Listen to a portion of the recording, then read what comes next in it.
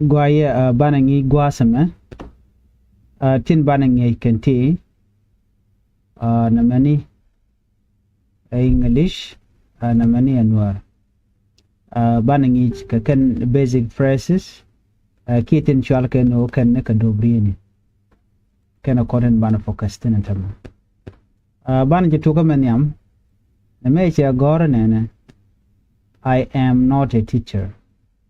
I am not a teacher. Michiwe I am not a teacher. Luduno nene. Lar no shehan ngich. Shehan ngich. I am not a teacher. Shehan ngich. Ano, diri lar no. I am not a teacher. Shehan ngich. Mradiana me, we are not teachers. We are not teachers. Ludo gwasem luno sika kon ngech te mugor no bengai gwade me manyam me ne kanyam ti kon teacher chane go teacher me lo ngich akel ka Thok Nath yen chali ngich gwade me ne teachers gwade me ka we are not teachers ka ngech ke tine ngech ngwan ken chet karamkel chali ngich ne rawa we nyam chal ka kedi chala ke ngech wana wewe. You are not a teacher. You are not a teacher. She jin ngich. Jograno she jin ngidi jodi. You are not a teacher. You are not a teacher. Jelot ko magwad she jin ngich. Allah me ki maka Thok Nath ludeni male. Male a toot.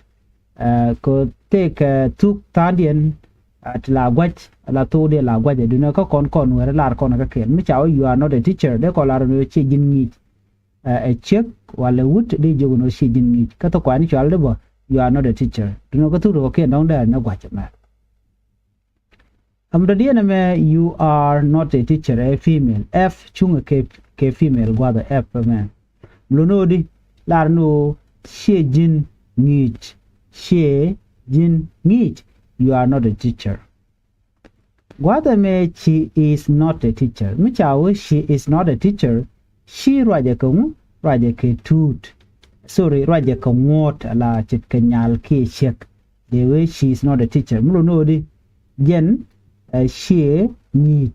Guadame ka Thok Nath michilaro jen she ni she de ngaji no ramamo e wut wala check. Do no de lar no di jen she need. Ka kola kona laro nen micha she is not a teacher de kola ro de nyamo she ngi ke shega mo she ngi you know ka kon ba kono de jen she ngi ka to kwa ni te de mi she nen bi ngaji no raje ko raje ke shek ke nya. You are not teachers. You are not teachers. Ala pi ala mo shunga ko shunga ka plural. Plural luren tungwan, okay? Mi chao you are not teachers. Teachers gwado dire ngaje no te mu TKS mu no di shike yen niech. Shike yen niech. You are not teachers. Shike yen niech. Dongdi na ju mungwan ga de ju no shike yen niech. Very simple. You can tell them you are not teachers. Shike yen niech. You are not teachers. Shike yen niech. Mdadia me he is not a teacher. He is not a teacher. La he me chunga ka kwi uda ki tu chan right in she chunga kwi nyal he chunga ka kwi uda. Amulu no ne mi charan jogo he is not a teacher cha ijo lo no di jen siengi che jo no ne.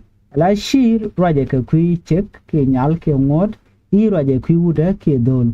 Mala no ne he is not a teacher. They are can chicken sorry. Then seeing you know Kadaragwe de Konanja de Colarode would the more seeing ke dole seeing it. No. You know, use commerciality, Michelle Jen seeing it is not a teacher. But I can hear Mukatokaine, chung a la gua dolke guauda. To congregate and guasam medadian. They are not teachers. They are not teachers. Moloka guasmejane. Ken chicken. They are not teachers. Micha alarno no ken chicken ka Thok Nath. Ken chicken. They luda ken. Are not teachers no chicken. They are not teacher. Ken chicken. No. agor jeno bi channel bi support ko bi ngintin no ngwaz bi kan chamala shukaji pan yo jigen mi da dien bi atema